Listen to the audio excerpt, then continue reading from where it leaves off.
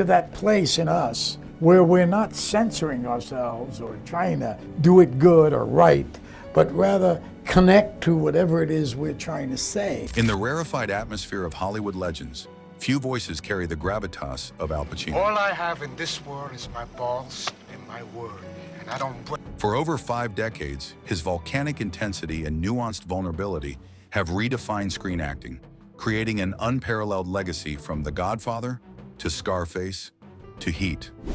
Behind Pacino's electrifying performances lies a fierce, almost religious devotion to the craft, a commitment that has made collaboration with him both transformative and, for some, terrifying. While Pacino has forged legendary partnerships with actors like Robert De Niro and directors like Sidney Lumet, not every performer has earned his professional respect. Some have encountered the quiet intensity of his disapproval, a verdict as devastating as it is final in the industry's invisible hierarchy. These actors, despite acclaim elsewhere, found themselves unable to satisfy Pacino's exacting standards. Standards he applies to himself with brutal honesty. Acting is fighting against artificial behaviors until something truthful emerges, Pacino once observed during a rare AFI retrospective. Not everyone has the stomach for that fight. For these 6 performers, their encounters with Pacino revealed not just professional disagreements, but fundamental differences in artistic philosophy, creating tensions that expose the unspoken fault lines running beneath Hollywood's polished surface. Johnny Depp. Johnny Depp's collision with Al Pacino during Donnie Brasco in 1997 represents one of cinema's most fascinating studies in generational acting approaches. Cast as undercover FBI agent Joseph Pistone, opposite Pacino's aging hitman Lefty Ruggiero, Depp arrived on set with his emerging reputation for eccentric character construction, a technique that reportedly bewildered Pacino's more visceral approach. Al expected a different kind of preparation, revealed director Mike Newell to Empire magazine years later. Johnny would build Donnie from external details, the walk, specific gestures, the cadence of speech. For Al, everything had to emerge from an emotional core, a psychological identification so complete it bordered on possession. The fundamental disconnect surfaced during the film's critical restaurant scene, where Lefty teaches Donnie about mob etiquette. According to production designer Donald Graham Burt, Pacino grew increasingly irritated when Depp approached the scene with what Pacino perceived as technical detachment rather than emotional immersion. There was this moment between takes, Burt recounted for a Vanity Fair oral history, where Al suddenly turned to Johnny and said, "Where are you right now? Because you're not here with me." The set went completely silent. Though maintaining professional courtesy throughout production, crew members noted Pacino's growing frustration with Depp's method, particularly his habit of remaining partially in character between takes rather than making the total psychological commitment Pacino considered essential. The tension became so palpable that producer Barry Levinson reportedly had to mediate several creative discussions that threatened to derail key scenes. As Pacino cryptically remarked to a film student at Actors Studio years later, "Some actors create characters. Others reveal themselves through characters. The problem comes when those two types try to inhabit the same reality." Leonardo DiCaprio. The competitive tension between Al Pacino and Leonardo DiCaprio during 2019's Once Upon a Time in Hollywood revealed a fascinating study in acting philosophy across generations. Though not sharing direct scenes, their simultaneous presence in Tarantino's sprawling Hollywood opus created what crew members described as parallel universes of preparation that occasionally collided during production. According to first assistant director William Paul Clark, the contrast in their approaches became immediately apparent.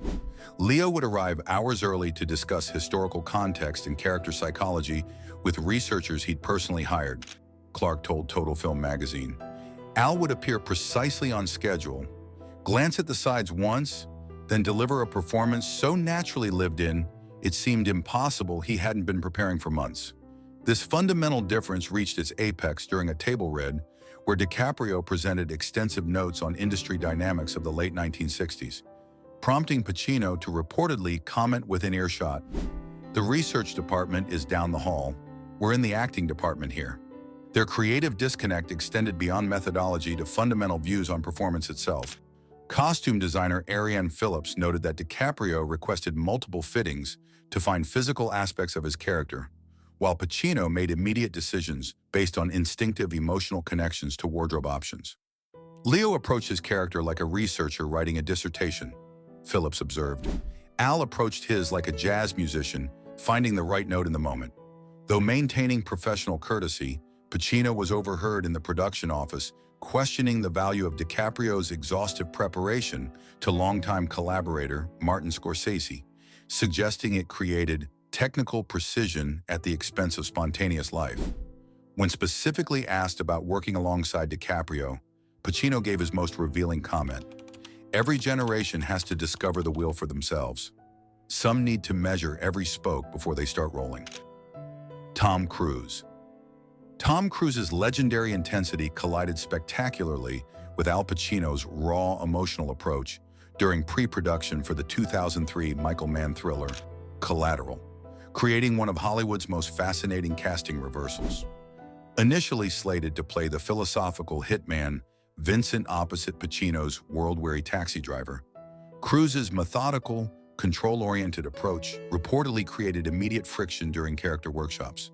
Tom arrived with this incredibly detailed backstory for Vincent, recalled casting director Francine Maisler to The Hollywood Reporter. He had researched contract killers, studied their psychology, even trained with firearms experts. Al watched this presentation with increasing discomfort before finally saying, "I don't need to know where the character went to elementary school. I need to know what he's feeling in the moment." This fundamental clash of techniques, Cruise's meticulous construction versus Pacino's intuitive immersion, reportedly culminated in a tense improvisational exercise where Pacino abandoned the script entirely to provoke authentic reactions. According to Mann, who later diplomatically restructured the production, Pacino became visibly frustrated with what he perceived as Cruise's actorly approach, commenting between takes, "All this homework is wonderful, but at some point, you have to set fire to the library and see what happens." The philosophical divide was further exacerbated by their contrasting physical approaches to character, with Cruise's precisely choreographed movements standing in stark contrast to Pacino's more unpredictable, organic physicality. Production designer Jeanine Opawal, who witnessed early camera tests, noted, "Tom wanted every gesture mapped out and practiced to perfection." Al considered such precision the enemy of truth. The creative impasse ultimately led to the film's famous reconfiguration, with Cruz shifting to the hitman role while Jamie Foxx replaced Pacino as the cabbie, a casting change that reshaped the entire project. Years later, when asked about Cruz at the Venice Film Festival, Pacino offered his most revealing assessment. "There are actors who design beautiful houses. I prefer the ones who live in them, even if the furniture gets broken sometimes." Kevin Spacey. Kevin Spacey's calculated precision created an unbridgeable divide with Al Pacino during the filming of Glengarry Glen Ross in 1992, a production that exposed fundamental differences in their artistic philosophies. Adapted from David Mamet's Pulitzer Prize-winning play about desperate real estate salesmen, the film paired Spacey's coldly efficient office manager with Pacino's unraveling salesman, Ricky Roma. According to director James Foley, their contrasting approaches created a fascinating tension that extended beyond the scripted antagonism. Kevin would approach scenes like a chess player, planning several moves ahead, Foley revealed in a Directors Guild retrospective. Al worked purely on instinct and emotional connection. He found Kevin's analytical approach almost offensive to the creative process. The conflict crystallized during the film's climactic confrontation scene, where crew members reported Pacino becoming increasingly frustrated with Spacey's controlled performance style. Production designer Jane Muskie recalled a particularly tense moment.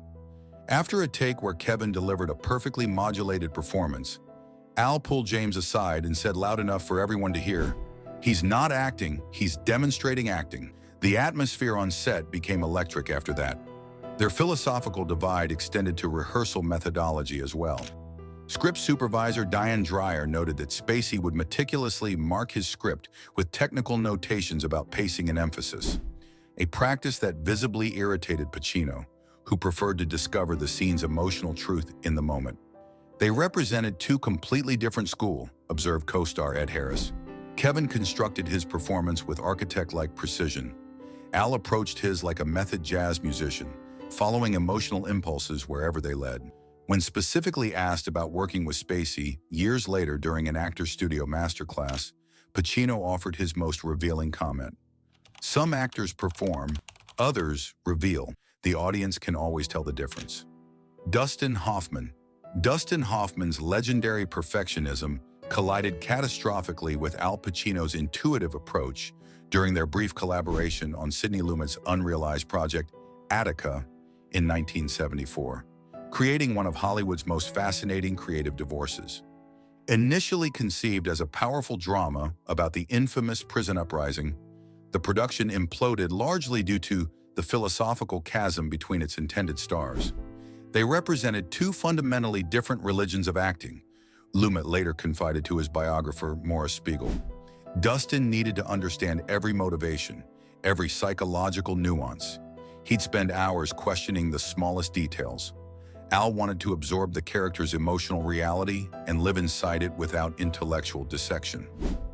This methodological disconnect became apparent during preliminary character workshops, where Hoffman reportedly arrived with extensive prison research, sociological data, and intricate questions about character biography.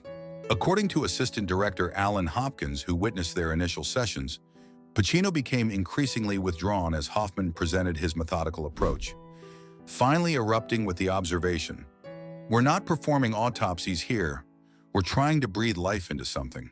The tension escalated when Hoffman suggested filming actual prison locations chronologically to build authentic character progression, a technical approach that Pacino dismissed as confusing the map with the territory. Production designer Anna Hill Johnstone recalled the breaking point. During an improvisation exercise, Dustin kept stopping to analyze motivations. Al finally threw his hands up and said, "At some point, you have to stop building the violin and play the damn music." Jared Leto. Jared Leto's immersive method techniques created an unbridgeable divide with Al Pacino during the production of House of Gucci in 2021, exposing a generational clash in acting philosophies that fascinated industry observers. Cast as Paolo Gucci opposite Pacino's Aldo Gucci, Leto arrived on set having undergone his trademark physical transformation, complete with prosthetics, accent work, and the controversial practice of remaining in character between takes. According to production designer Arthur Max, Pacino's initial curiosity about Leto's approach quickly gave way to visible irritation. Al watched Jared's elaborate preparation ritual with increasing disbelief, Max told Variety. The tension reached its apex during filming of their contentious father-son confrontation scenes. First assistant director Giuseppe Bonifazi recalled a particularly revealing moment.